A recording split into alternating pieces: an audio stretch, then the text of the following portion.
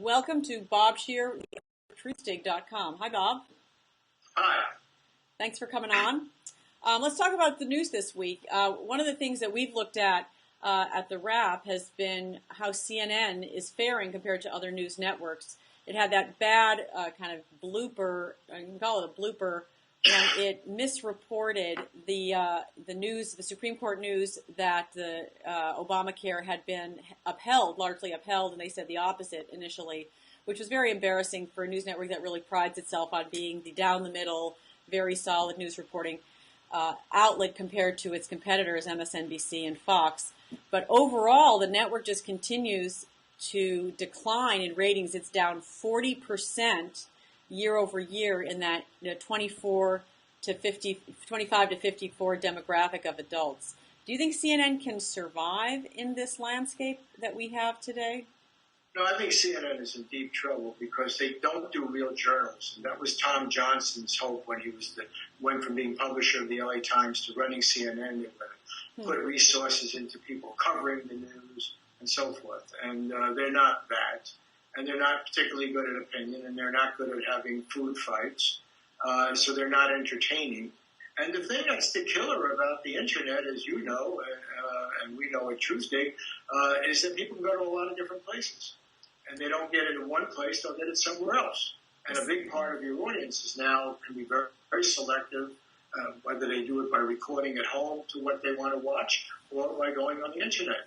And that's why something like The Daily Show has turned out to be the most important news source for this demographic that you're talking about. That's kind of true. I kind of have to agree with you. Daily Show, a lot of people get their news from The Daily Show. And because they trust Jon Stewart to be fairly nonpartisan in the sense of he'll mock the absurdities of one side or another.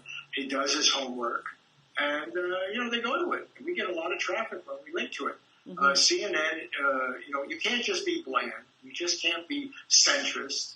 And so since they're not an important news source anymore, and they're not putting the resources into news, now if you have a war, CNN might be vital again. They got people on the ground, they're covering it, they do a pretty good job of it. I mean, I do want to interject. I think that is so part of what's going on the news landscape. And when people start picking apart the news networks, they don't really talk about this big elephant in the room, which, guess what? There aren't a lot of big driving stories that people can gather around today. That's just the reality. We have this kind of news stories that are kind of, a war of attrition over time, joblessness, the economy stupid, the banking scandal, which we'll talk about in a minute. These are very hard to put on television for one thing. They're complicated for another thing. And they don't have like clear white hats and black hats and we're in a war and we know what's happening and people are in danger because they're getting shot at. Do you know what I mean? I think there aren't big driving news stories and there haven't been for a couple of years. Yeah, and I also think people can go to better sources if they want to know about health care. They can go to, whether they go to conservative or liberal sites, they can read a great deal. They can read intelligent bloggers. This is true on just about any issue. I find I have about 500 students every year at USC, maybe 450 to 500. I find them to be very well informed on the things they care about, and whether that's which camera to buy or who to vote for. But they're going to go to the sources that tell them more, that speak from their own point of view, and CNN is not doing that. Experts, if they want to know about the Higgs boson or something, right. They can lots of intelligent articles. We will not be speaking about the Higgs boson particle today. It is definitely not my area. If you call it the God's particle, then you can get a lot of attention. No, but what I mean is they can get, it's just like with Yelp. You want to really go to a restaurant, and a good restaurant, you can find a great deal about that particular restaurant. And that applies to politics, it applies to social issues. If you really want to know about healthcare, there are a lot of good sites out there dealing with healthcare. If you want to get the partisan take on healthcare, you can get that. You want to beat up on Roberts, you can get that. But where CNN was important in its day, and you're right, if you have a war going on, we need boots on the ground. We need people there who can smell the combat, talk to the people there. You don't have that kind of story right now. The economy is not that sort of story. Healthcare isn't, immigration isn't. And so, people are not, maybe they're doomed. Yeah, that's the question.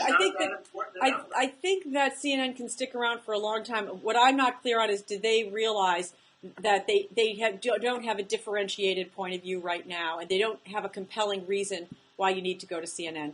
But let's move on and talk about a big piece that you wrote on Truthdig today that was very interesting, that has to do with the banking scandal going on over in the UK with Barclays Bank. So tell us a little bit about why that so enraged you when we had our own banking scandals that nearly brought down the world economy just a few years ago. It's not a UK scandal. It's the LIBOR interest rate, which is the standard for $700 trillion of derivatives floating around the world, and about 360 trillion of that dealing with financial things. And so it concerns people's mortgage, what interest they're going to pay on the car, how they're going to send their kids to school. And people may not even know it, but a lot of their loans are tied to this LIBOR rate. So how has this taken so long? It's been you talk about the Wall Street Journal revealed this, exposed this in 2008, and it's go ahead. It goes to your earlier question, the difficulty of covering complex economic stories. Mm-hmm. Who wants to read about interest rates and how they're derived? And the fact is they're derived in a rigged way that is really quite offensive if you look at it, but it's also boring. And the banks are very good at making things boring, making them opaque, making them unnecessarily complex. The Wall Street Journal 4 years ago had a great expose on this. To their credit. How top banks were basically lying about the rate so they would look more stable, and that affected what people were paying all over the world. And the rate was not the gold standard, it was a fraud. And yet it was allowed to continue for 4 years. And thanks to email trails, like in the Enron scandal, the investigation finally turned up all these very cynical emails about people lying and lying at will and getting away with it. And Barclays was the first target, but the government did not go after Barclays as a bank. They went after the individuals. They made a deal with Barclays. The idea is that Barclays people are going to testify against the other banks. That's Citibank and JP Morgan Chase. This is not an English story. Our Justice Department is involved. American banks are involved. And the top guy at Barclays, by the way, is an American guy who came out of First Boston Bank and was involved with the derivatives.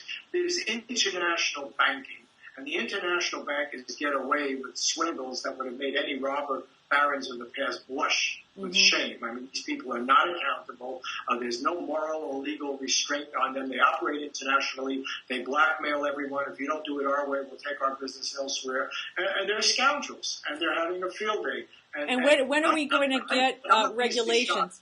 When I read the details of this thing, I thought, my God, how do these guys live with themselves? Yeah, exactly. And I really am very interested in following the story because it feels like we still don't have any movement in getting regulations that will bring these people some kind of accountability before the crime gets done and before the swindle happens, instead of afterwards when everyone wrings their hands and has these public hearings. That's the part that's so dismaying to those of us who don't have any power and to see the detritus of that destruction in the aftermath. It doesn't feel like we're making any progress on that issue. No, and there's a lot of PR people. No one ever mentions this. Most of the graduates coming out of these journalism schools now are going into PR, and they want to be swindlers themselves or defend the swindlers. And then we got, what are they teaching in the law schools and the business schools? Basically, how do you commit the crime without paying the time? And you do it by getting the laws rewritten. You do it by conning people, making it boring. The fact is, there should be a lot of people going to jail over this stuff. They've caused a lot of misery. And if you look at the unemployment figures, you look at the good jobs, we got a lot of trouble in this economy, in this world's economy. These people are at the center of it, and they're getting away with it. I'm going to agree with you there, but I'm not going to agree with you on the journalism graduate students. Okay, let's move on to the continuing ripple effect from Obama's comments about gay marriage and the whole issue of coming out in American society. We just had another major person, Frank Ocean, a hip-hop artist, came out this week. There's more and more public figures in sports, it's now happening, who feel comfortable with their own sexuality and with what the response is going to be in society to come out. And yet, this still feels like it's an issue that it is going to impact the election. You had Brad Pitt's mom come out today and say that she supports Mitt Romney because of Obama's position on gay marriage. When is this? How will this play in the election, do you think? Are they concerned that he'll be gay if it's made legal? I mean, this is garbage. I think Hollywood is one on this issue. Hollywood was early to say that being gay is normal.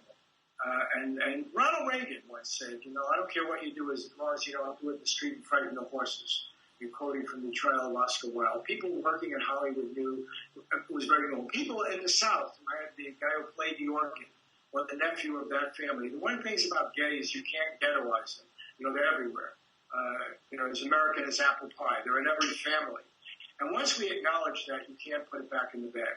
Well, the fact is, you're then going against your nephew, so-and-so, the minister's brother, and it doesn't work. And so it's a winner issue for Obama. He was a little slow to go on it. He's done it in a very effective way. Same with immigration. These are winner issues. Well, I'm still waiting to see. I know you think that Hollywood was early to put this on the map, and that's true in some shows that were on TV, like Will and Grace. But I would submit that in the movie world, actors are still very reluctant to come out, and I'd like to see when the needle is going to move on that issue, because that hasn't moved really. Oh, no question about it. But the presence of gays in reality shows and so forth, it's just, it's over. It's over as an issue. And if I were a Republican operative, I'd be very nervous about dealing with either immigration or gays, because those are two big winners for the Democrats.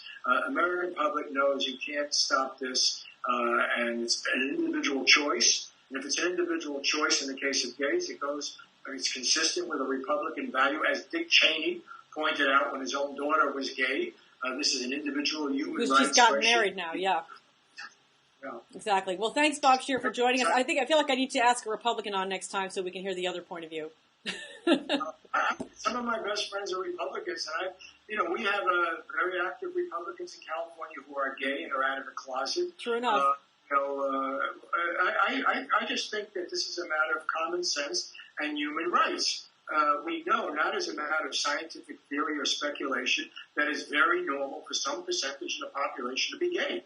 Okay, I'm going to leave it there. I can only agree with you violently agree with you, actually. Thanks, Bob. Have a great weekend. Thanks.